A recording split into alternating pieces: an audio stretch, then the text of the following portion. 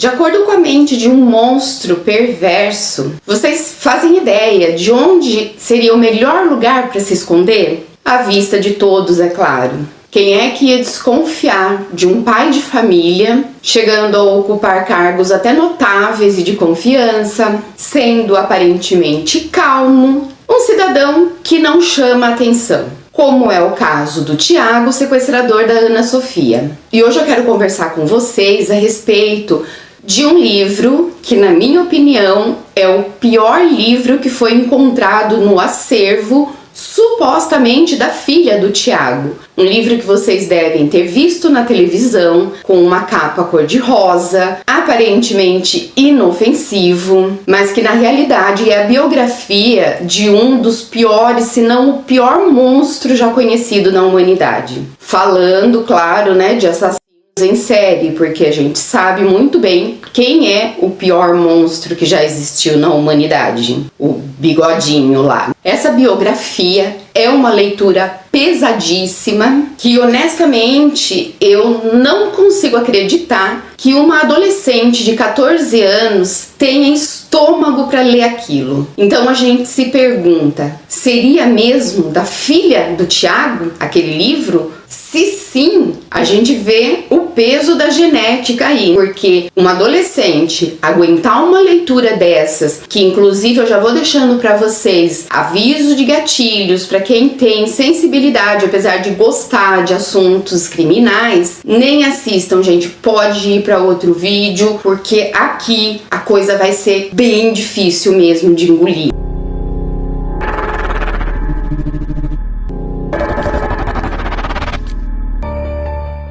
Olá, sejam muito bem-vindos ao Lado B, onde juntos tentamos desvendar mistérios da mente e do mundo. E no caso de hoje, os dois. Eu vou contar para vocês o conteúdo desse livro da maneira que eu gosto de contar. Livros, claro, são floreados, cheios daquilo que eu chamo de encheção de linguiça, então obviamente eu vou resumir o máximo que der para vocês. Coisas que não forem relevantes eu não vou colocar, porém vai ser um vídeo razoavelmente longo, mas é muito interessante e se eu fosse vocês ficava assim até o final e não perdia, porque é uma história que vai ensinar muita coisa pra gente e vai levar a gente a pensar, a tentar entender melhor o que aconteceu com a Ana Sofia. BTK, como ele ficou conhecido, daqui a pouco eu conto pra vocês a identidade real dele, atuou entre os anos de 1974 e 1991, ceifando a vida de 10 pessoas. Vocês devem estar se perguntando, o que tem de bizarro nisso? Afinal de contas, existem assassinos em série muito mais prolíferos. Realmente é verdade. Mas até o final desse vídeo de hoje, vocês vão entender o porquê eu falei que ele é, na minha opinião, sem sombra de dúvida, um dos piores, se não o pior de todos eles. Lembrando, eu acredito que muitos de vocês já devam conhecer a história, porém eu venho hoje para trazer ela muito mais completa do que eu achei em qualquer outro lugar, porque eu peguei informações de dezenas de fontes e mais atualizado. E a gente também vai fazer uma análise do que uma biografia de um ser inominável fazia nas mãos de uma adolescente. É um caso mundialmente conhecido, muito temido. Como sempre vocês sabem, casos assim, a gente encontra algumas discrepâncias nas fontes, por isso que eu mergulhei bem fundo, por isso inclusive eu demorei para trazer esse vídeo para vocês, porque eu fazia questão de dissecar essa mente inumana junto com vocês. E claro, falar também do sentimento dos parentes e dos sobreviventes que perderam entes muito queridos. E contar também um pouquinho para vocês a visão da própria filha desse abominável. Por isso que eu já vou hoje no início pedindo para vocês, gente, que curtam o meu trabalho, me ajudem a engajar o canal compartilhando esse vídeo e, se possível, outros também que vocês venham a conhecer. Comentem. Se vocês não tiverem nada para falar, coloca um emojinho, porque realmente Sinceramente, se eu tivesse feito essa leitura há alguns anos atrás, eu acho que eu realmente ficaria tão boquiaberta que eu não saberia nem dar uma opinião. Então bota o emojinho lá. Caso vocês não gostem, coloca também, porque pra mim também é importante. Críticas, desde que com respeito e educação, são muito bem-vindas. Vocês sabem disso, eu já falei isso em outros vídeos, porque é uma maneira de eu olhar para os meus erros e voltar cada vez com conteúdo melhor para vocês. Afinal de contas, o canal não é nada sem vocês.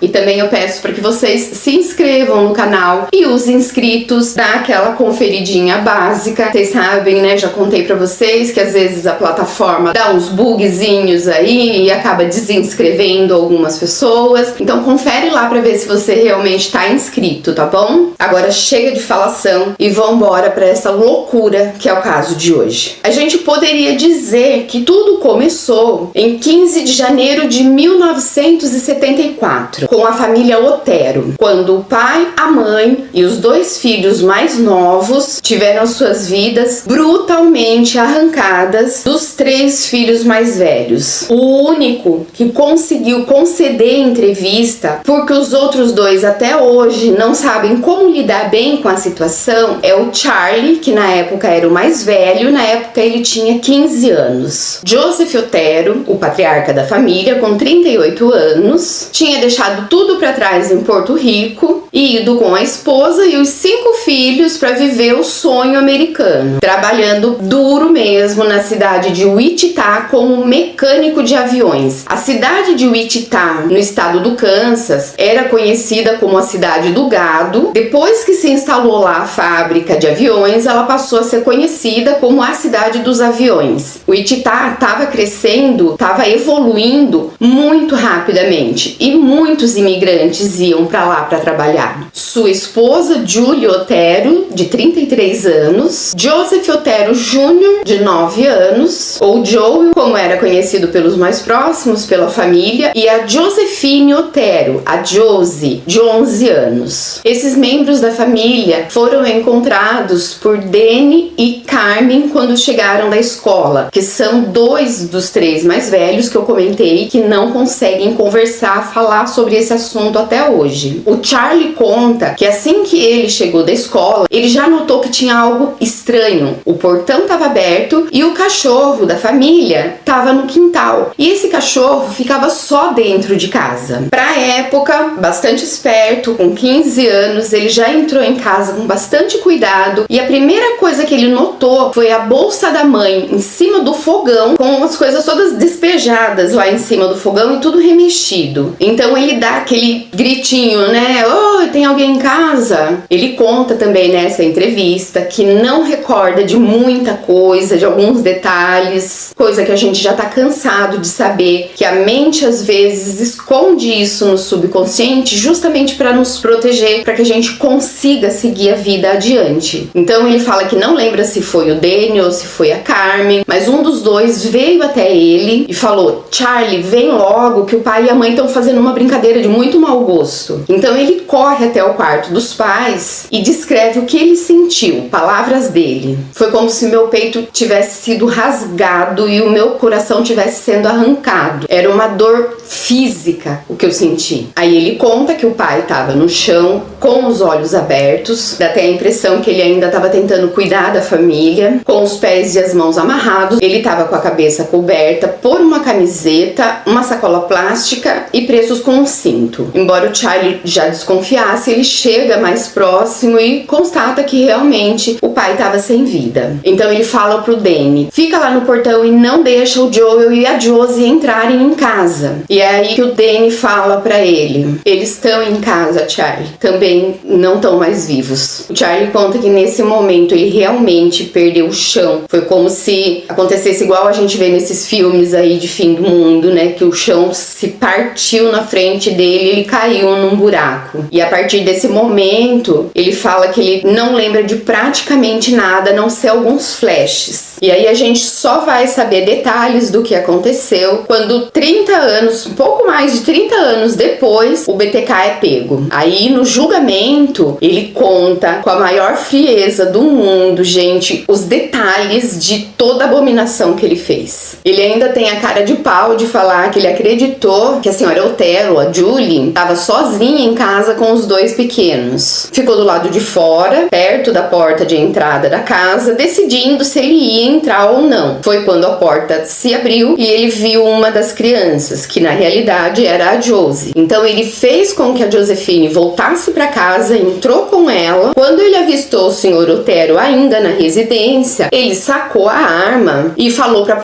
que ele era um foragido da justiça que só queria comida, dinheiro e um carro para fugir. Na cabeça dele, falando isso, ele ia acalmar os membros da família. Aí ele fala que mandou que eles deitassem no chão da sala. Aí depois ele achou melhor eles irem pro quarto. Ele conta que primeiro ele amarrou o senhor Otero, claro, era quem representava mais risco para ele, com uma corda de persiana que ele tinha levado. De início, ele tinha colocado só a sacola, mas o senhor Otero conseguiu, com os dentes, rasgar essa sacola. Então ele colocou a camiseta e a outra sacola que eu comentei com vocês no início. Aí ele deixa o senhor Otero e vai até a Josie, que estava deitada na cama junto com a mãe. E aí ele apertou o pescoço dela até ela desacordar. Aí ele foi até a senhora Otero e fez a mesma coisa. Quando ele ia pegar o Joel, a senhora Otero acorda chorando. Então ele deixa o menino e volta para a senhora Otero, para Julie. Ele acreditou que tinha tirado a vida dela, mas ele só tinha feito ela desmaiar. Ele inclusive fala como eram as primeiras pessoas que ele ceifava a vida. Ele não sabia muito bem a força que precisava colocar. Isso quem conta é o BTK, gente. Que quando ela acordou chorando e implorando para ele não fazer nada com o Joel. Porque quando ela olhou para o lado, ela acreditou que a Josie já estava sem vida. Então ela pediu para que ele não fizesse nada com o outro filho. E quando ele voltou para a senhora Otero, dessa vez com uma corda, porque ele viu que com a mão ele não estava sabendo muito bem o que fazer, a Julie fala para ele: Deus tenha misericórdia da sua alma. Depois o Charlie conta que quando ele ouviu isso no julgamento, ele falou que a vontade dele era de levantar do banco e ir para cima dele. E eu consigo entender plenamente, creio que vocês também. Com os patriarcas sem vida, acreditando que a Josie também estava, ele pega o Joel e vai pro outro quarto. O porquê disso, não sabemos, nem ele mesmo falou. Então, como ele já tinha cometido um erro com o senhor Otero, ele primeiro coloca uma camiseta, depois uma sacola e depois ele amarra com a corda o Joel. Aí ele escuta a Josephine, a Josie acordando, e ele pega ela e vai pro porão, sabe-se lá o porquê. E no porão, ele amarra uma corda no pescoço dela em um cano. Vocês já devem ter visto em filmes nos Estados Unidos que porão é um lugar de colocar tralha, bagunça, porque fica encanamento aparecendo, fiação. Então é lá que ele leva a Josie, que provavelmente na hora, apesar de já estar acordando, ainda devia estar assim um pouco, né, sonolenta, fora de si. Nenhuma, isso, gente, em todos os casos, tá? Nenhuma das vítimas dele tinham sinais de violência, abuso sexual. Mas nas roupas da Josie foi encontrado sêmen, que no julgamento ele admitiu que ficar olhando para aquilo o excitou sexualmente e que ali ele se aliviou. Vocês me entenderam, né? De acordo com os policiais, marcas no carpete fizeram com que eles acreditassem que ele tivesse ficado sentado numa cadeira, observando também o Joel. Mas eu acho que isso daí foi um pouco assim de especulação da investigação. Se a cadeira ficava no quarto, que ele disse que já estava lá, com certeza ia ter marca no carpete. Ele realmente é nojento. Então, provavelmente, se ele tivesse feito isso, ele teria teria admitido, e ele negou. No início das investigações, a polícia chegou a acreditar que era algo passional, de alguém muito próximo, com raiva ou querendo vingança da família, porque era algo assim que realmente parecia muito pessoal. Tamanho era, né, o horror daquilo tudo. Gente, e mesmo com uma mega operação que envolveu inclusive o FBI, tanto a parte investigativa quanto os perfiladores que já estavam começando a trabalhar com isso, não foi possível identificar ele naquela época. Por que antes de começar a contar esse caso eu falei pra vocês que poderia ser o primeiro caso do BTK? Porque desde muito novo mesmo, ele já consumia muito conteúdo policial, muito violento, mas muito mesmo, e não com o mesmo intuito que a maioria de nós consumimos. Mas o interesse dele era em aprender, colocar em prática toda a escuridão que ele tinha dentro dele. E todos os assassinos em série, sem exceção, ele também começou com pequenos e indefesos animais. Ele chegou a admitir também que ele fingia ser suas próprias vítimas, como parte não só da fantasia dele, mas também como treino. Em 4 de abril de 74, menos de 3 meses depois, ele invade uma outra casa, dessa vez da Catherine Bright, de 21 anos. Ele conta que levou um susto quando ela chegou em casa acompanhada do irmão Kevin, de 19 anos. Outra vez ele se depara com uma situação inusitada, porque ele tinha feito planos lá no Zotero de pegar a mulher e as crianças sozinhos, e agora de novo ele queria a Catherine sozinha, então ele tem que improvisar. Ele conta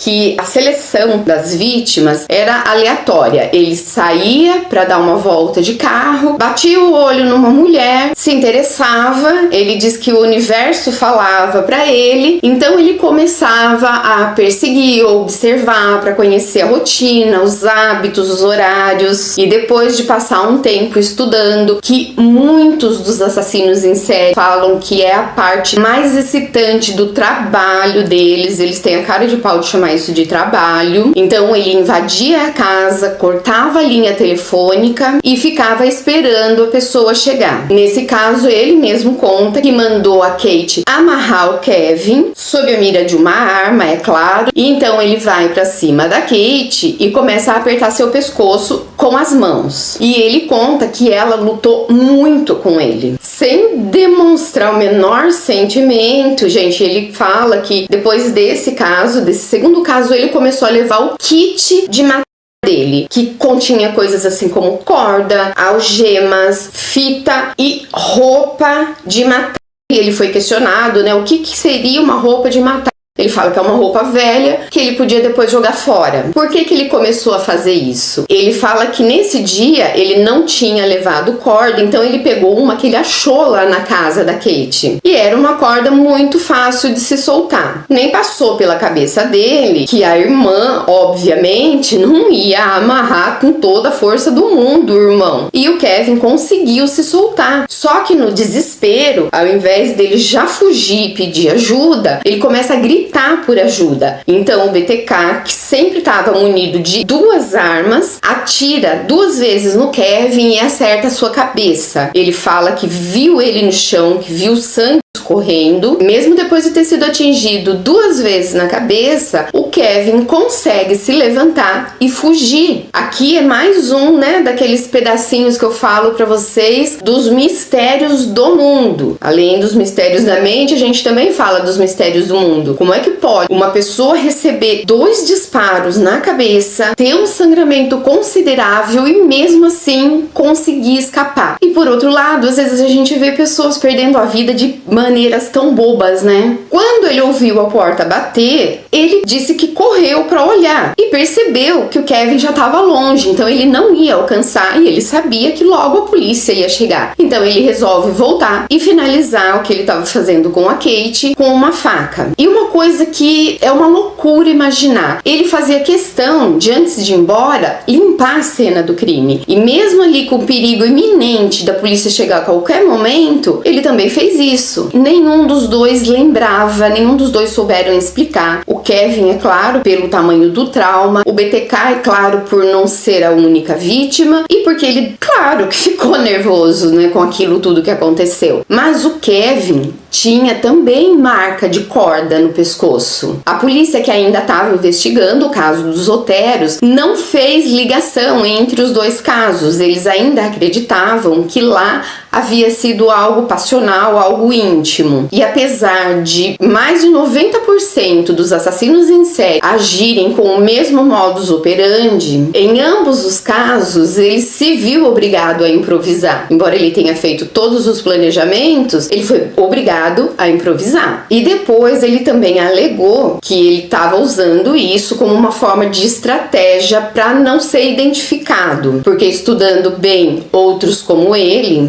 procurava agir de uma maneira a não cometer os mesmos erros. E isso pode ou não ser verdade. De repente ele só entrou em desespero mesmo, mas ele não ia admitir essa fraqueza. Psicopata. Eu já expliquei para vocês em vários outros vídeos que é algo bastante complexo da gente falar, classificar. Afinal de contas, eles têm vários níveis de psicopatia.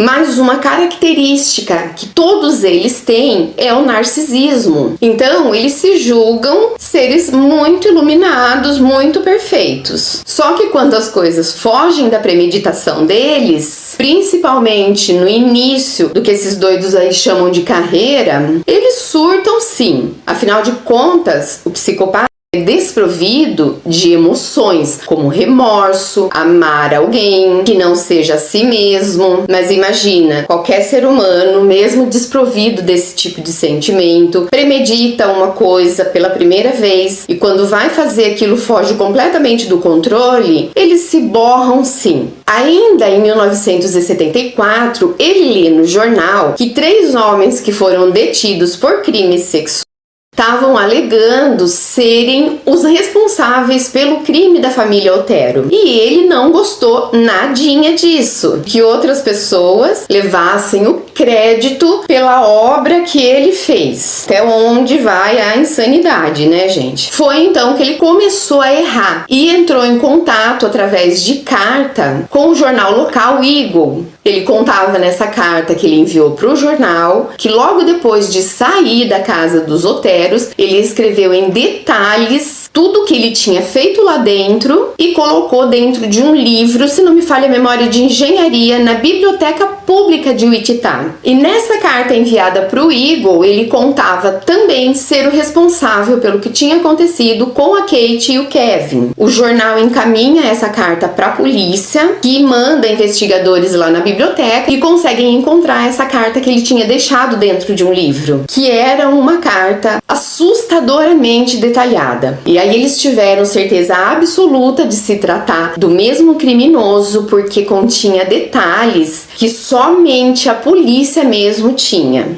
E ele finalizava essa carta ameaçando que já tinha outras vítimas no radar. E ele assinou essa carta enviada para o Eagle, escrevendo assim: vocês podem me chamar de Bind, Torture, Kill, que traduzindo é amarrar, torturar, matar.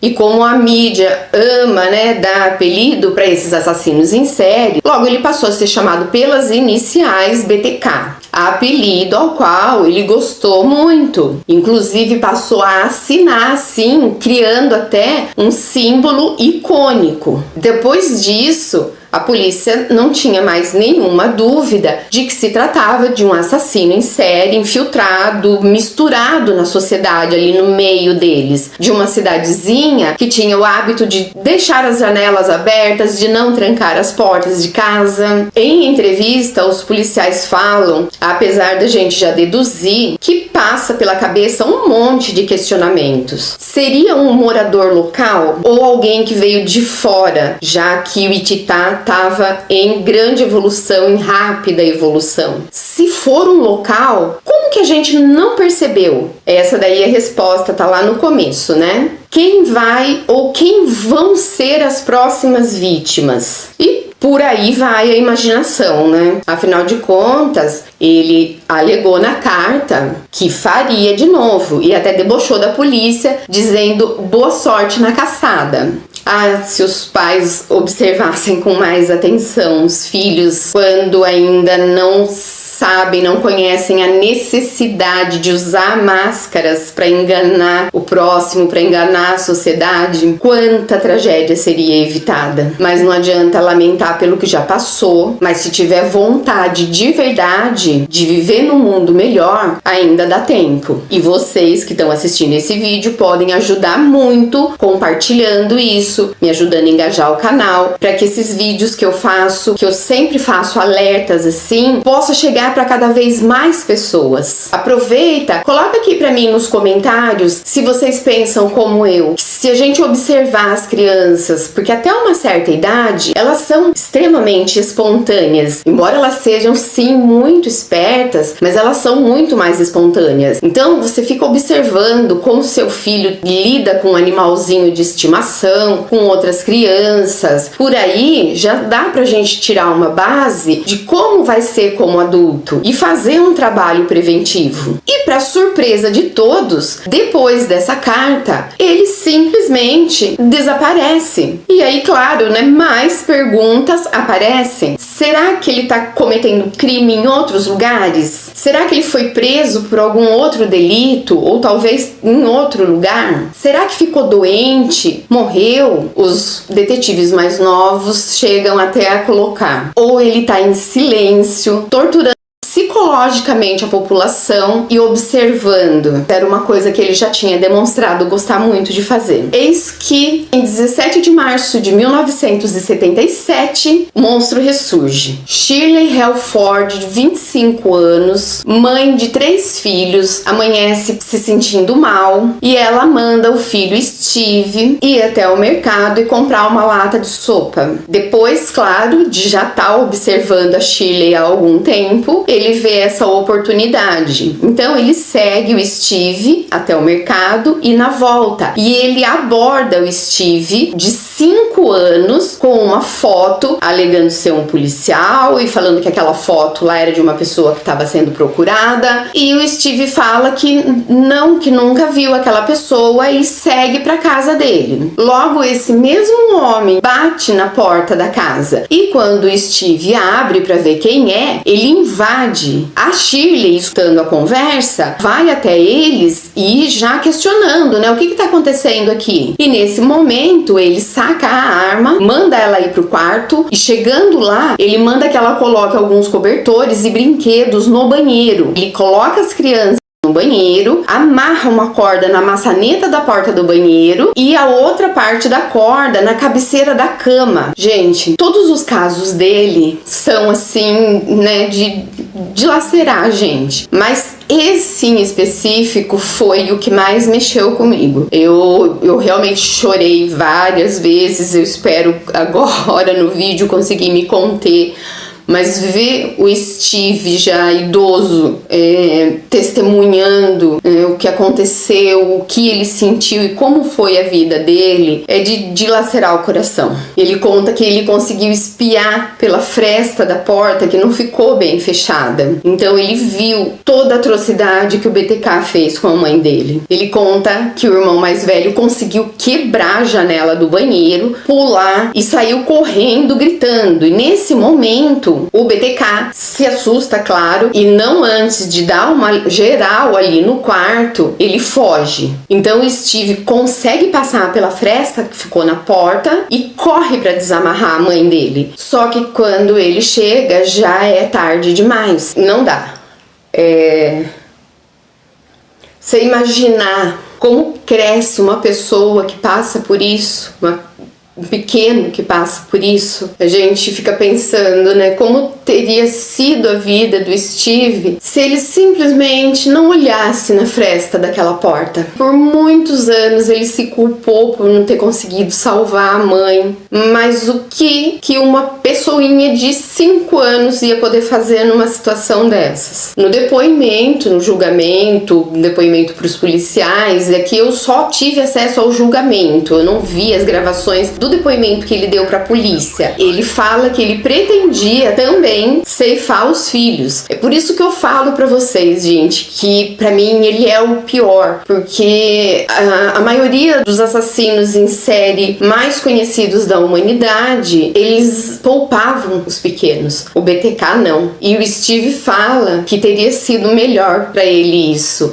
Inclusive, ele mesmo tentou isso várias vezes. Ele passou por várias instituições de saúde mental. Ele conta que a mãe era uma mãe maravilhosa. Só que aí nesse momento, eu acho que foi isso que bateu, gente. Aí ele começa a chorar e não consegue mais dar a entrevista. A partir daqui, a polícia já estava convencida que se tratava de um SK. E fica entre a cruz e a espada. Conta para a população que tem um assassino em série na cidade, causando pânico, né, naquela cidadezinha tão pacata, ou deixa todo mundo no escuro, colocando mais vidas em risco, porém não tirando a paz da maioria das pessoas. Afinal de contas, era um assassino contra uma cidade toda. Quem já me conhece sabe muito bem a minha opinião, que prevenir é sempre melhor do que remediar. E mesmo que cause pânico, as pessoas poderiam ter se precavido de muitos outros ataques. Mas até dá pra entender. O problema é que enquanto eles estão nesse impasse tentando decidir, 7 meses depois, em 8 de dezembro de 1977, o BTK liga pra polícia e denuncia o próprio crime. Ele fala que bateu a porta de Nancy Fox, de 25 anos, no endereço tal,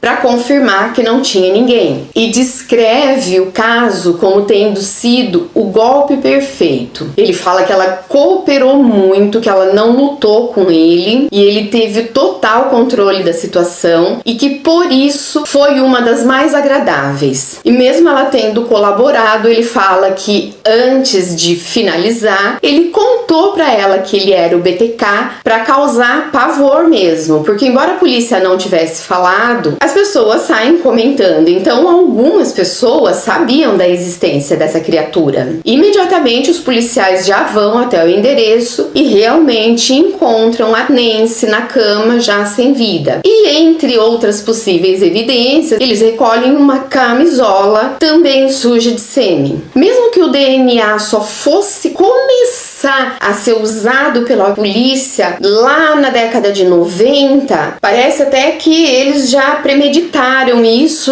e guardavam evidências, o que foi crucial mesmo para o fechamento não só desse, como de muitos outros casos. 9 semanas depois dele ter invadido a casa da Nancy, ele envia uma outra carta, dessa vez para Kate TV. E dessa vez fica impossível não tomar uma decisão e alertar a população da presença de um assassino em série. Ele escreveu o seguinte: quantos mais eu tenho que matar para conseguir ter o meu nome no jornal ou a atenção desse país? Falou que enquanto ele olhava a Josie desfalecer, colocar uma luvinha aqui, o frio não tá fácil não, gente. Dessa vez, provavelmente porque ele viria a ser pai. A Carrie, a sua primeira filha, nasceu em junho de 1978. 3 anos depois, nascia o Brian. O BTK conta também que ele pretendia ceifar a vida de muito mais pessoas. E ele cita como exemplo a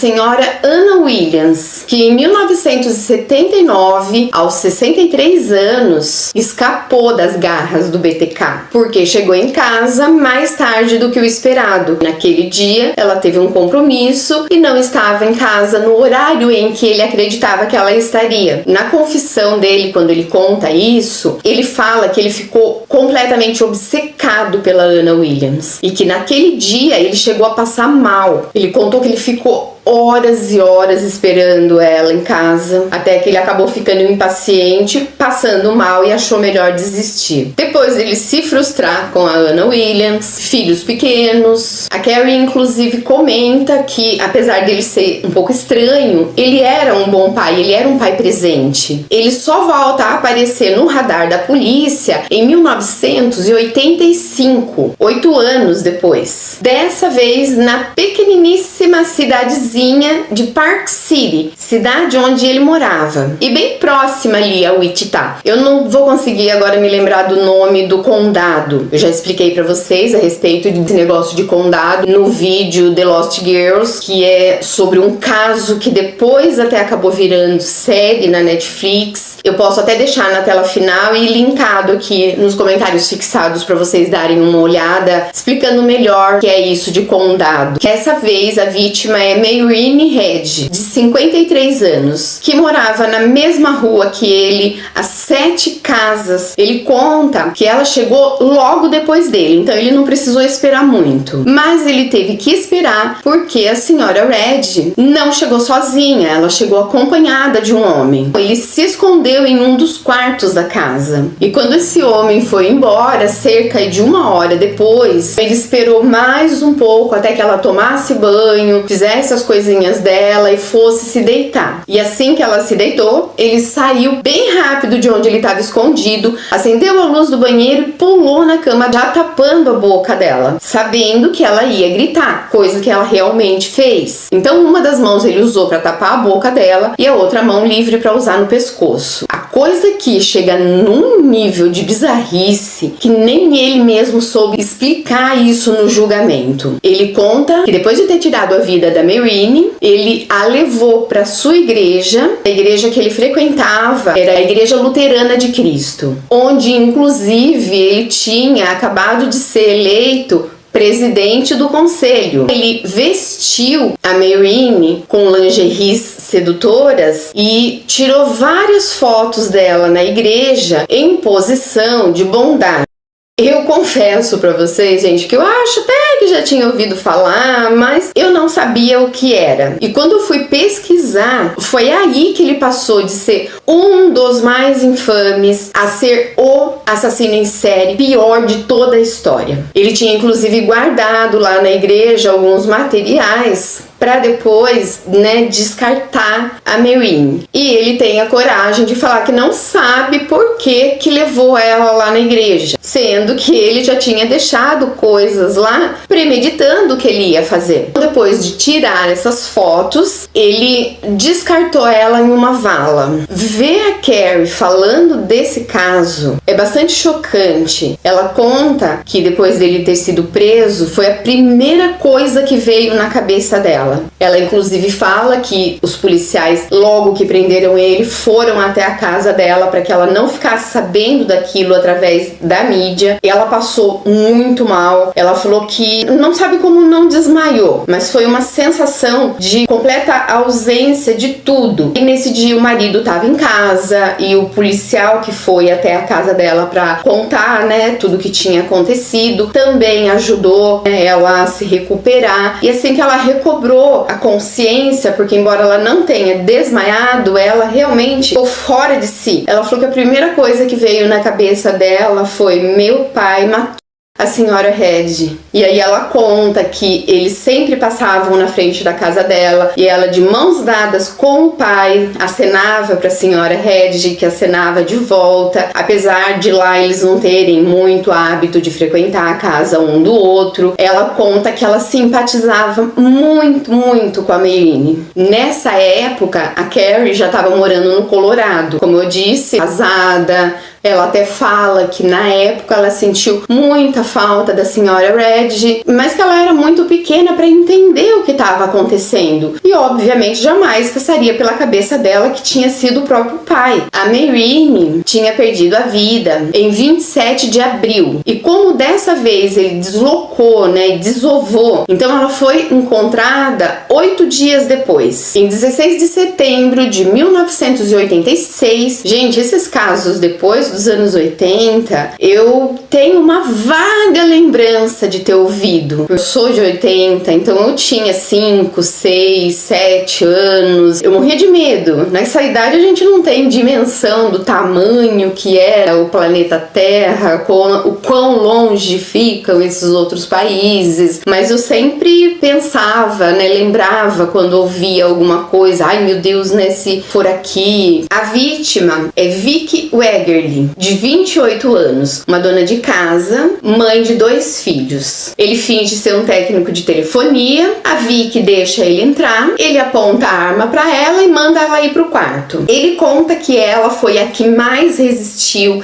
eles chegaram a entrar em luta corporal e ela machucou bastante, ela arranhou bastante o BTK. Quando a polícia chegou no local, eles conseguiram ver a olho nu a quantidade de pele que tinha embaixo das unhas da Vicky. E ela teve sua vida tirada com uma meia calça, enquanto o filho caçula brincava no quarto ao lado. O principal suspeito foi o marido, que quase sempre é realmente o principal suspeito. Pessoas próximas, pessoas do convívio da vítima. Apesar de a polícia já saber da existência do BTK e também ter desconfiado da possibilidade de ter sido ele. O marido acabou sendo o principal suspeito porque ele demorou cerca de 1 hora para pedir ajuda, mas a explicação que ele deu era bastante plausível. Ele contou que ele chegou em casa para almoçar, não encontrou a esposa, encontrou o filho sozinho e ele ficou furioso, mas ele acreditou que ela tivesse ido ao mercado, que era ali pertinho, coisa que ela costumava fazer e deixava o filho rapidinho em casa, coisa que eu não sou a favor. Ele percebeu que ela estava demorando muito, só aí que ele foi procurar e encontrou ela. Por isso ele demorou para chamar a polícia. Na década de 80 já começa a melhorar muito a tecnologia na polícia. Em 1984 eles criam uma força-tarefa para começar a arquivar, não arquivar para parar de investigar, mas a levar todos os arquivos do BTK para o computador. Só que as evidências que ele deixava nas cenas na época eram inúteis, porque o DNA só foi surgir na década de 90. Porém, foi um trabalho muito bem feito. Eram pessoas à frente do seu tempo. Então eles guardaram um monte de evidência que foi o que futuramente levou à prisão dele. Em 1988, o chefe de polícia, que era o chefe da investigação do BTK, se aposenta, mas não antes de ajudar o pessoal lá a terminar de organizar tudo a respeito dele. E claro, o chefe de uma investigação assim tão importante, quando ele vai se aposentar ou se ele vai ser transferido para um outro lugar, obviamente os jornalistas vão cair em cima, vão querer saber o motivo e perguntaram para ele, né, se o caso do BTK tinha sido encerrado. E aí ele enfatiza que casos como o do BTK nunca são encerrados, eles ficam arquivados, podendo ser abertos a qualquer momento. Vocês devem saber, né, a diferença de um caso arquivado e de um caso fechado. O caso fechado é somente quando se descobre o que aconteceu. E ele fala da frustração dele de precisar se aposentar antes de efetuar a prisão do BTK. E daqui a pouco eu conto pra vocês por que ele precisou se aposentar. Até 1991, ninguém fazia ideia novamente do que tinha acontecido com o BTK. Até que, novamente,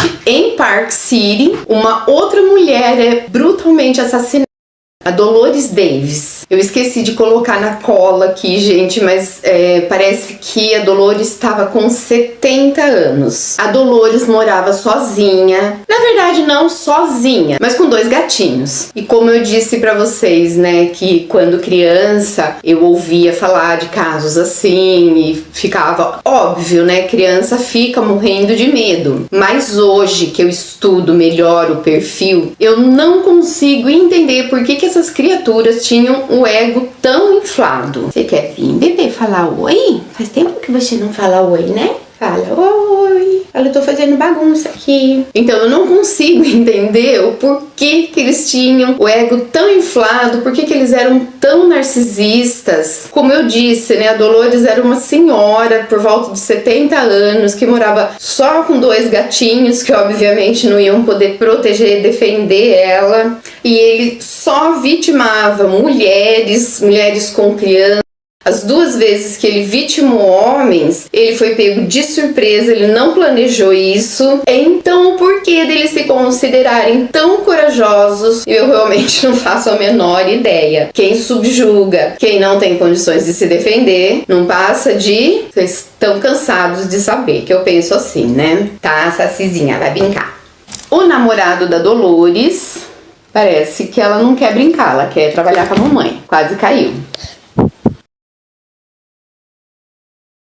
O namorado da Dolores, chegando na casa dela, viu que alguém tinha jogado um bloco de concreto, sabe aqueles blocos de concreto de construção, numa porta de vidro da varanda. Então ele olhou pela porta, que estava praticamente sem vidro, e notou que tinha algumas coisas fora do lugar, porque a Dolores era bastante organizada. Mas ele contou que medo mesmo veio quando ele viu que a cama dela estava sem as roupas, estava sem os lençóis, coberta, colcha, sei lá o que ela punha na cama. E aquilo, com certeza, não fazia parte da rotina dela. É então que ele chama a polícia e liga também para a filha da Dolores. Só que a filha da Dolores morava bem mais longe de lá. Então ela liga pro irmão, que morava em Orlando, que imediatamente pega o primeiro voo e vai até o Wichita para acompanhar as buscas, porque a mãe estava desaparecida. Assim que o Jeffrey chega em Wichita, logo já acontece a descoberta do corpo da Dolores, que estava embaixo de uma ponte com uma corda amarrada na cintura. Inclusive isso me fez lembrar algo da adolescência dele, e foi ele mesmo que contou isso pro jornalista, tem no livro. Uma das primeiras vezes em que ele vigiou uma pessoa e acabou gostando mais do que devia daquilo, ele estava justamente com uma corda amarrada à cintura. Por quê? Um dia a gente, quem sabe, consegue entender a mente de maluco, né? A Dolores já estava em avançado estado de decomposição e no local foi encontrado também a máscara, aquela icônica máscara de louça, que, diferente do que muita gente pensa, até mesmo do que eu pensava antes da leitura do livro, não foi utilizada por ele nos crimes. Ele usou durante o tempo em que ele ficou inativo.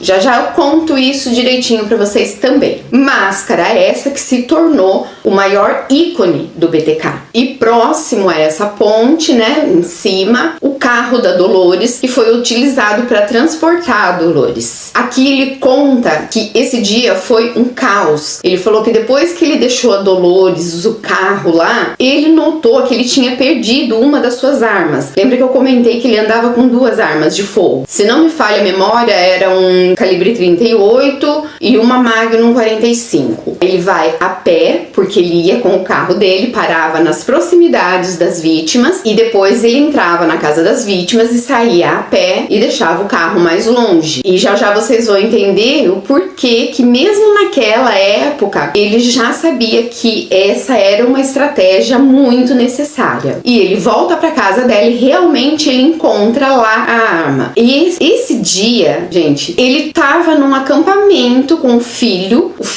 ficou dormindo na barraca e ele fez o que ele fez e depois ele voltou pro acampamento. E não foi a única vez que ele fez isso não, tá? Porque ele foi líder dos escoteiros mirins de Wichita, dentre outros cargos que eu citei no início de confiança. Em 2004, de fato, se deu o arquivamento do caso. Quando eu falei arquivamento antes, eu quis dizer que foi arquivado de forma tecnológica, né? Tirada dos papéis, passadas para o computador. Aqui, eles tinham perdido a esperança de descobrir de quem se tratava. Já faziam quase 30 anos. E a gente não pode nem julgar, como eu já comentei com vocês, investigação é algo que custa muito, gasta-se muito dinheiro. Mas lembrando, gente, arquivado não é encerrado. E é claro que nenhum policial que se preze ia desistir, abandonar um caso como esse. Quando ia fazer o aniversário de 30 anos da tragédia da família Otero, a polícia, em contato com jornais, com telejornais, decidem fazer uma matéria sobre o caso. E uma das estratégias da polícia era, óbvio, mexer com o ego dele. Então, eles falaram coisas como,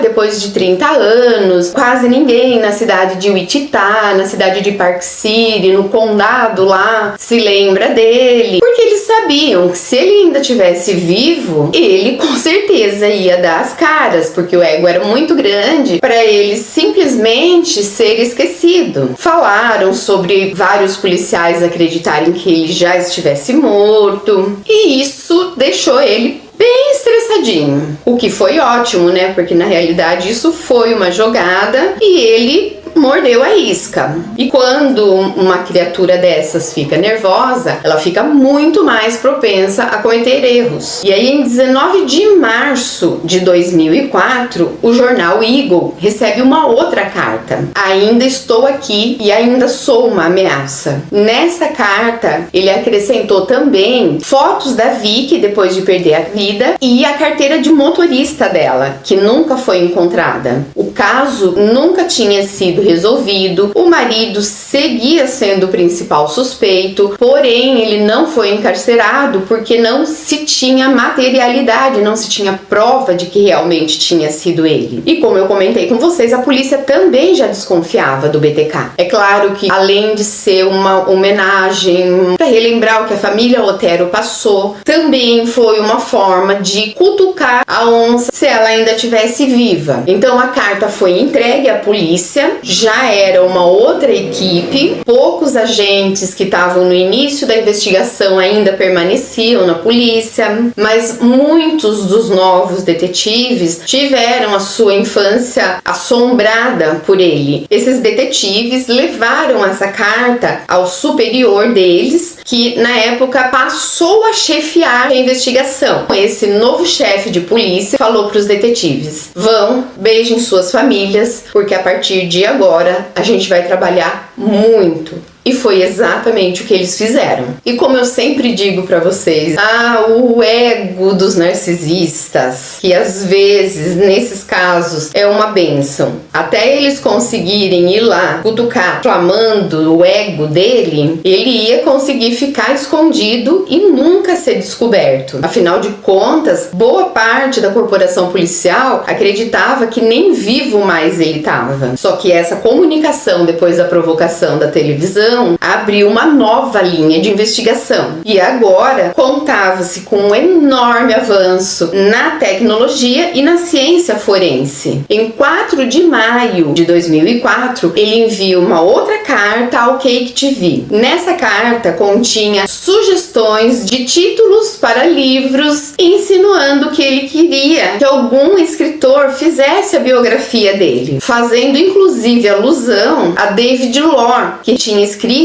um best-seller intitulado Nasce um Assassino em Série. Tinha também um caça-palavras feito por ele mesmo, onde os detetives, analisando, conseguiram encontrar palavras relacionadas ao modus operandi dele, mas nada que levasse a um caminho realmente de luz. Era só um brincante, imitadorzinho barato do Zodíaco, que tem vídeo também no canal, porque foi descoberta sua identidade depois da sua morte, 40 anos depois, ou 50. Eu vou deixar para vocês também, que é muito interessante. Não que qualquer um deles mereça qualquer crédito. São 2-0 à esquerda. Eles estavam realmente empenhados a pegar o BTK. Então, eles pegaram as amostras coletadas das unhas da Vicky, da camisola da Nancy, das roupas da Josie e compararam. E as 3 amostras batiam, realmente era o mesmo perfil genético, se tratando do mesmo autor. Mas isso eles já sabiam, baseadas nas cartas extremamente detalhadas. Porém, devido ao DNA, sem sombra de dúvidas. O problema é que não se tinha ainda o banco de dados para fazer comparações. Então a polícia pede para que a população faça denúncias de pessoas que elas considerem suspeitos, para que eles pudessem, com essas denúncias, apreender pessoas para coletar esses DNAs. E nesse ponto, eles já tinham até um mandado judicial que livrava eles de qualquer burocracia. A pessoa foi denunciada, eles tinham todo o direito de ir até a casa e coletar. E foi coletado mais de 1.800 amostras. E essas amostras foram todas testadas e nenhuma delas bateu com o perfil daquelas 3 amostras que eu citei antes. Em 9 de junho de 2004, numa placa de trânsito, uma placa de pare que ficava na esquina de uma rua muito movimentada, é encontrado um pacote preso na placa e bem grande, BTK. Então quem encontrou não mexeu e entregou para a polícia. Ele realmente era um artista, ele desenhava muito bem. Na realidade, boa parte, né, dos assassinos em série, eles têm talentos incríveis. É uma pena que eles usem isso pro mal. Nesse pacote continha desenhos gráficos bastante detalhado do caso do Zotero. Ele fez, né, a própria mão, umas cartas que pareciam cartas de baralho de vários crimes que ele tinha cometido e que ele pretendia cometer. Tinha também um desenho que ele deu um nome para esse desenho de sexo. Thrill is my bill. É mais ou menos algo assim como a emoção sexual é da minha conta, algo assim. Ah, outra coisa, no meio dessas cartas que eu falei que pareciam cartas de baralho e tal, tinham inclusive desenhos de bondage com menores. Em 13 de dezembro, no Parque Murdoch, que é assim uma espécie de um parque ecológico aberto, tem lugar para fazer corrida, inclusive um corredor que ia lá caminhar e correr todos os dias, que encontrou um outro pacote. E claro, como estava identificado, ele entrega esse pacote lá para a polícia de Wichita. Dentro, a carteira de motorista da Nancy Fox e uma boneca representando a Nancy, com as mãos,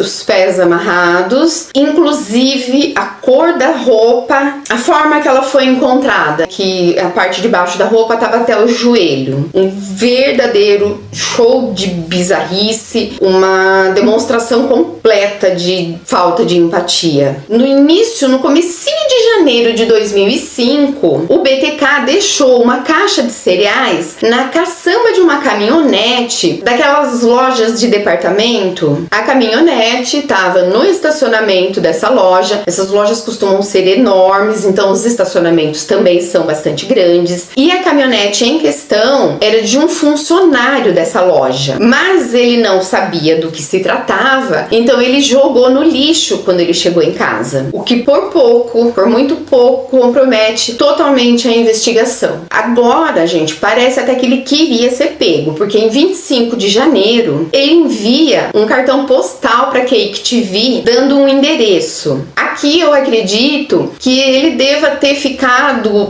curioso, achado estranho não terem comentado nada a respeito da primeira caixa de cereal, porque daí nesse cartão postal ele cita uma nova caixa de cereal e inclusive ele pede ou para os funcionários da Cake TV ou para a polícia falarem para ele, avisarem para ele se tinham encontrado a caixa de cereal anterior. Graças a esse postal que a polícia fica sabendo dessa caixa de cereais, que era uma evidência muito forte que tinha se perdido. Como ele citava mais ou menos onde ele tinha colocado, então os policiais vão atrás. Eles vasculham essa loja de departamentos toda, mas não encontram absolutamente nada. Então o que eles decidem fazer? Deixar um aviso no quadro de funcionários. É uma loja tão grande que era até complicado para eles entrevistarem cada funcionário. Alguns dias depois, a polícia recebe uma ligação de um funcionário dessa loja alegando que ele tinha encontrado a caixa, mas que ele tinha jogado fora, porque ele não sabia do que se tratava. Então, a força-tarefa fica extremamente decepcionada e frustrada. Só que alguns minutos depois, pouco menos de uma hora, acho que uns 50 minutos, eles recebem novamente a ligação desse rapaz falando que ele tinha encontrado a caixa, que o lixo não tinha sido recolhido. Então, vai uma equipe imediatamente lá para retirar essa caixa. E enquanto isso, uma outra equipe vai para Park City. Dessa vez ele se arriscou bastante, porque ele deixou uma outra caixa de cereal. Essa segunda caixa de cereais, gente, ela é ainda mais doentia do que a I.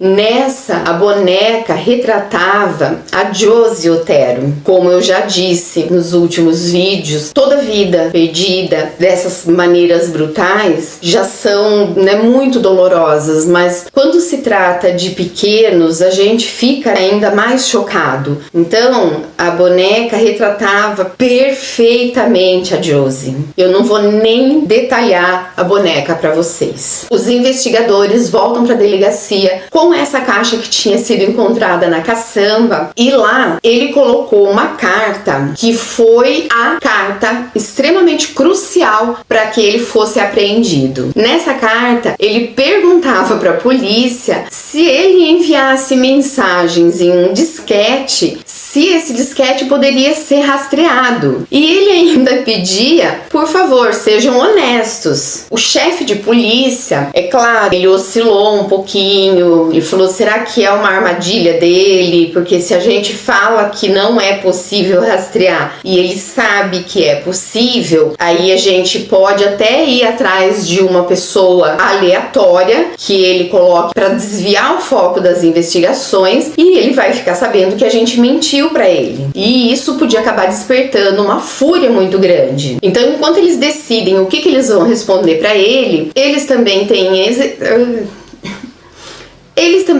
a ideia de voltar naquela loja de departamentos e olhar as câmeras de segurança do estacionamento. As câmeras de segurança, né, as imagens dessas câmeras, elas eram de péssima qualidade e era impossível identificar a pessoa, mas era muito fácil de identificar o veículo, um Jeep Cherokee preto. E quanto à resposta que ele fez sobre o disquete, eles resolveram arriscar e responder que não dava para rastrear. Se ele comentasse alguma coisa, eles iam lá, se retratavam, falavam que não sabia, mas a polícia responde através de uma matéria, né, de uma nota no jornal Eagle, que não era possível fazer o rastreamento de um disquete. E em 16 de fevereiro de 2025, ele envia outro pacote, dessa vez contendo alguns itens pessoais de algumas vítimas. Vocês bem sabem que a grande maioria, eu acho que cerca de 99%,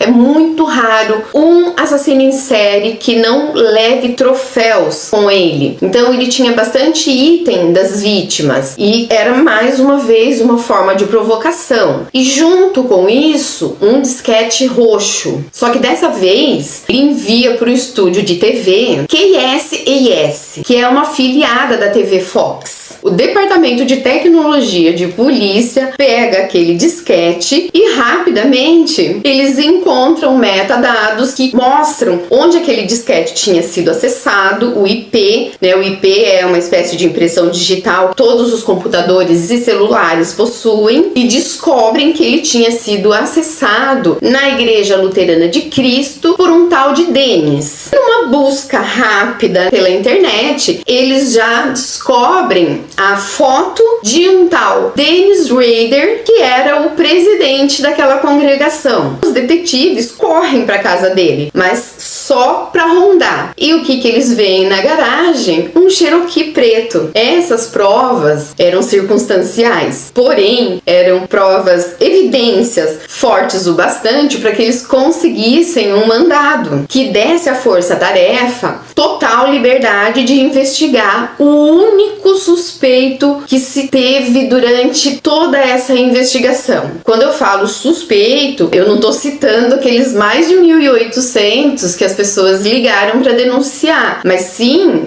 da investigação. Então, apesar, né, da excitação, da adrenalina da polícia, eles não podiam fazer aquilo de qualquer jeito, porque eles não podiam perder a chance de pegar esse infame que ficou 30 anos escondido. Esse mandado dava à polícia, inclusive, o direito de acessar o histórico médico da família. Assim como aqui no Brasil, a gente gente tem grandes hospitais como a Unicamp, a PUC, vou falar a verdade, eu não lembro muito do nome de outras, mas são universidades de medicina que oferecem serviços para a população para que os residentes, os estudantes possam ir fazendo seus treinamentos monitorados de médicos já formados, graduados, e foi o caso da Carrie. Ela tinha feito uns exames, então ela tinha um histórico médico na Universidade Estadual do Kansas e a polícia tem acesso a esses exames e eles fazem a comparação dos perfis genéticos que batem em mais de 99%, o que, é claro, resulta no mandado de prisão contra Dennis Rader, ou BTK, ou Escória, como vocês preferirem. Ele foi preso enquanto ele dirigia para sua casa indo almoçar. No momento ele estava trabalhando, gente, pasmem, numa empresa de segurança, de monitoramento, justamente por causa do BTK. Desde a década de 70, essas empresas de monitoramento e de segurança tinham tido um aumento absurdo na venda desses equipamentos de alarmes, de câmeras de segurança, e ele trabalhava no escritório de um lugar desses. E ele foi abordado pela polícia quando estava próximo da casa dele, chegando para almoçar. Isso era por volta aí do meio-dia, do dia 25 de fevereiro de 2005. Eu fico imaginando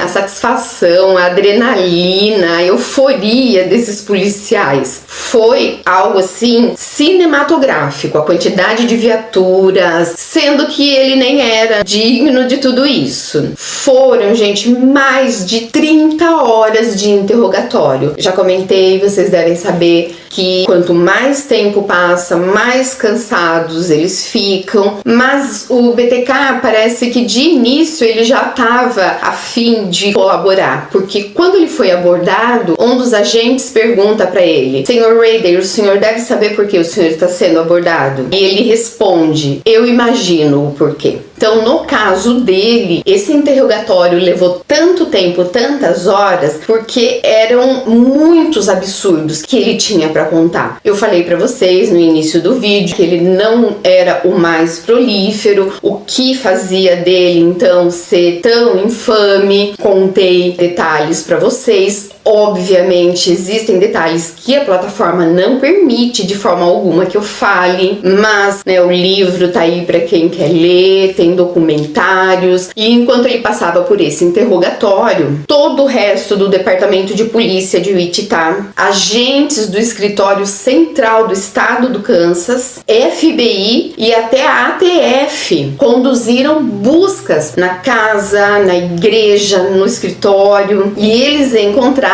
vários troféus, mas o que eles mais encontraram, até mesmo como troféu, foram fotos polaroides. Lembra que eu falei pra vocês que ele ficou, um tempo, na verdade ele ficou várias fases assim inativo, digamos assim, e nessas fases em que ele ficava inativo, ele voltava a fazer aquilo que ele fazia no início com ele mesmo, e é aí que a máscara se torna tão icônica, porque quando ele fazia isso, de se vestir com roupas de mulheres, inclusive roupas íntimas, que ele roubava dos varais de vizinhas, ele usava essa máscara, ele se amarrava de forma que ele pudesse se fotografar. Então ele tinha milhares de fotos polaroides, um caderno de anotações onde ele colocava em detalhes tudo o que ele fazia assim que ele chegava em casa. Por esse motivo ele foi condenado por 10 crimes, apesar da polícia ter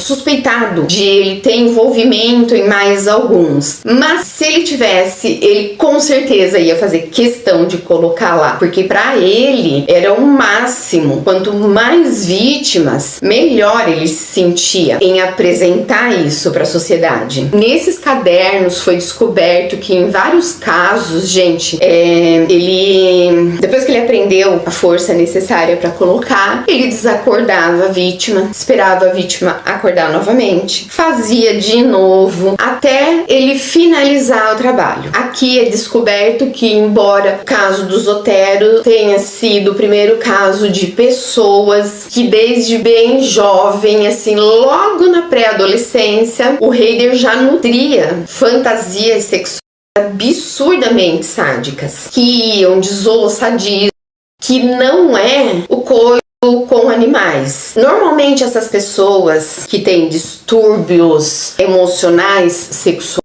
elas, como no caso do maníaco do parque, elas não precisam executar o ato em si, mas subjugar, causar sofrimento. Isso é o que excita e dá prazer para essas pessoas doentes. Doentes, dessa vez sim, no sentido pejorativo da palavra. Então ele já torturava e estrangulava pequenos animais, praticava voyeurismo muito ativo. Pessoas que têm um hábito de consumir muito material adulto, elas já são consideradas voyeurs. Mas ele era muito novinho e ele fazia muito isso. E já, como eu contei anteriormente, envolvendo corda, por exemplo, né? Que foi uma vez que ele vigiou uma professora pela janela com uma corda amarrada na cintura dele e teve prazer com isso. Prazer sexual. Ele gostava muito da prática de asfixia autoerótica, que é durante a relação ser asfixiado ou asfixiar outra pessoa, que já conheço alguns casos que não terminou nada bem. Dennis Lynn Heider, nascido em 9 de março de 1945 em Pittsburgh, no Kansas, cidade que faz parte dali do condado, era o mais velho de 4 irmãos. Cresceram na cidade de Wichita. Seus pais eram considerados pessoas muito boas, pessoas muito trabalhadoras, que se esforçavam ao máximo para dar uma vida boa para os seus filhos. Como eu sempre digo aqui, a equação muito trabalho é igual a pouca atenção aos filhos. É claro que isso não justifica, eles eram em 4 irmãos e ele foi o único a seguir esse caminho. Mas quando a pessoa já tem uma tendência, que é isso que a gente está sempre buscando analisar aqui, no julgamento ele fala que durante a infância ele nutriu uma mágoa, um rancor muito forte contra sua mãe, porque na cabeça dele ela tinha que ficar em casa cuidando deles, dando atenção a eles. Porém, ele não podia fazer nada contra ela porque ela era a mãe dele. Então, ele descontava em outras mulheres. Aqui eu quero deixar a sessão de comentários todinha pra vocês, porque vocês sabem que se eu for dar minha opinião, a gente vai ficar até o fim do ano aqui falando sobre isso. Além de eu querer contar pra vocês do que se tratava aquele livro rosa, aparentemente inofensivo, que a filha do Tiago ou o Tiago tinha em casa, ou ela também é meio virada do avesso, porque mesmo me interessando por coisas desse tipo, se aos 14 anos eu tivesse lido isso, eu não sei o que teria acontecido. Eu acho que eu, no mínimo, tinha desmaiado. Mas esse vídeo é também pra gente refletir em como nós pais podemos influenciar no caráter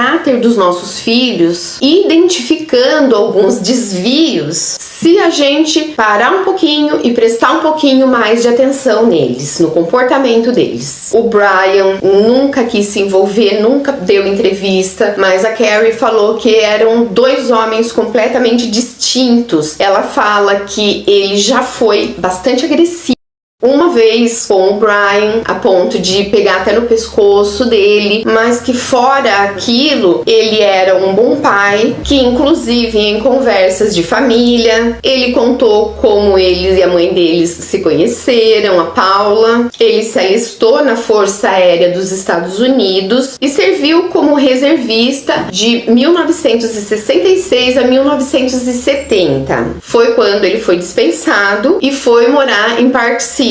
Começou a trabalhar no açougue de uma rede de supermercados, inclusive na unidade em que a mãe dele trabalhava. Conheceu a esposa na igreja em 1970 e em 22 de maio de 71 eles se casaram. Ele, que tinha largado a faculdade em 73, né, depois do casamento, voltou a estudar, se graduou em eletrônica, né, o que ajudou ele nesse trabalho no ramo de segurança. Ele fez uma outra graduação graduação também em administração de justiça. Por causa disso, ele chegou a trabalhar como apanhador de cães. Vocês já devem ter ouvido falar das famosas carrocinhas que recolhem animais que estão em situação de rua, sem identificação. E também como oficial de conformidade, que são aquelas pessoas que vigiam a vizinhança para ver se tá tudo ok, se não tem ninguém jogando lixo fora do lugar. Inclusive, vizinhos que foram convocados para testemunhar no julgamento alegaram que ele era excessivamente zeloso, o que quer dizer que ele exagerava absurdamente. Eu, por exemplo, vocês estão cansados de saber que sou contra jogar lixo na rua, não separar o orgânico do reciclável, mas a gente precisa ter o bom senso de saber que, por exemplo, aquele chicletinho que muita gente gosta, sem açúcar, que não causa cárie, aquele papelzinho dele é completamente biodegradável. Então, se você jogar um papelzinho daquele no chão, ele não vai causar dano à natureza. Mas, no caso do Raider, se você jogasse um papelzinho daquele no chão, ele tasca-lhe multa. E esses vizinhos contaram também que ele sentia um prazer específico em intimidar mulheres solteiras que moravam sozinhas, consideradas pela sociedade como vulneráveis. Afinal de contas, naquela época não existia muitas mulheres que frequentavam academias, que eram fisiculturistas, então realmente as mulheres eram muito vulneráveis e os covardões escolhiam elas como vítimas. Uma vizinha chegou a registrar queixa contra ele porque ele tirou a vida do cachorro dela sem motivo nenhum.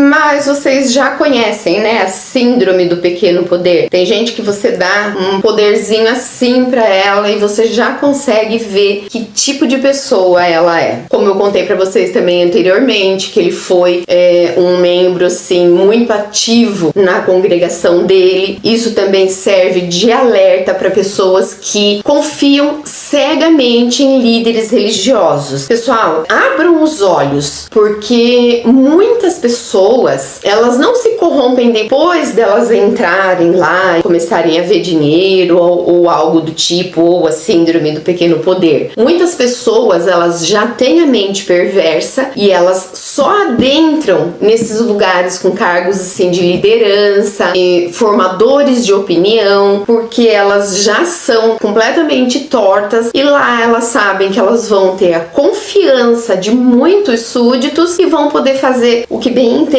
com pessoas mais ingênuas. Então, confiem, mas com um pezinho atrás, tomando cuidado. E lembra que eu contei pra vocês que em uma das vezes, e depois tiveram mais, que depois eu falaria, que ele tava num acampamento e ele deixou o filho pra ir fazer uma barbárie dessas. Ele foi líder dos escoteiros mirins. Em 1º de março de 2005, o juiz fixa uma fiança de 10 milhões de dólares, um valor que ele sabia que o Raider não tinha condições de pagar. Durante todo o julgamento, gente, em nenhum momento eu vi ele demonstrar nenhum tipo de arrependimento, de remorso, nem pedido de desculpas para as famílias. Chegava vezes em que ele estava depondo e ele acabava soltando até umas risadinhas, assim, como se algum erro que ele tivesse cometido ali pudesse ter sido engraçado. Eu só não sei para quem ele acha que qualquer uma dessas coisas que ele fez podia ser engraçada. Pra quem acompanha o canal, pra quem já assistiu casos midiáticos dos Estados Unidos, sabe que lá é uma regra, se a família das vítimas ou da vítima quiser fazer uma declaração antes de ser lida a sentença, todas as famílias foram fazer declarações. É algo absurdamente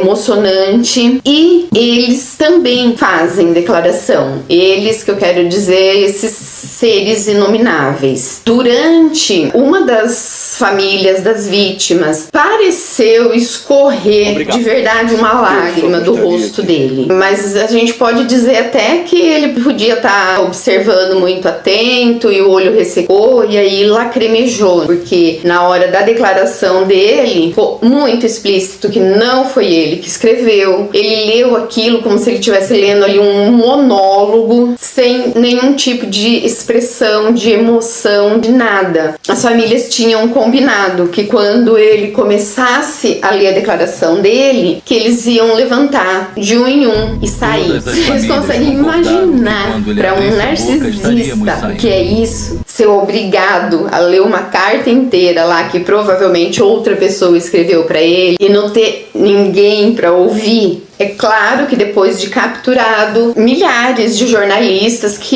tentaram uma entrevista com ele, mas só um jornalista conseguiu e ele confessou que ele pretendia continuar matando e que inclusive ele já tinha umas vítimas no radar que ele estava observando, que para muitos desses criminosos sexuais essa parte de escolher, de observar a rotina é a parte mais interessante. E ele também explicou o que era aquele tal elemento X, que ninguém fazia ideia do que ele passava. Ele disse que se tratava de algo sobrenatural, uma espécie de um demônio que causava nele esses rompantes e que às vezes em que ele ficou sem cometer esses atos é porque esse demônio se afastava, só que daí ele tirava aquelas fotos lá que eu contei pra vocês, e ele disse que era o mesmo ser inumano que também dominou o Jack Estripador, o filho de Sam e o estrangulador de Hillside. E aí, finalizando, gente, eu volto a perguntar: o que uma história dessas, que eu busquei resumir o máximo possível, poupar vocês de detalhes mais sórdidos, fazia em posse de uma adolescente de 14 anos? Cujo pai é o principal suspeito do desaparecimento da Ana Sofia, que vai sempre, sempre assombrar a gente. Muito obrigada pela atenção de vocês, pela companhia de vocês e até o próximo vídeo.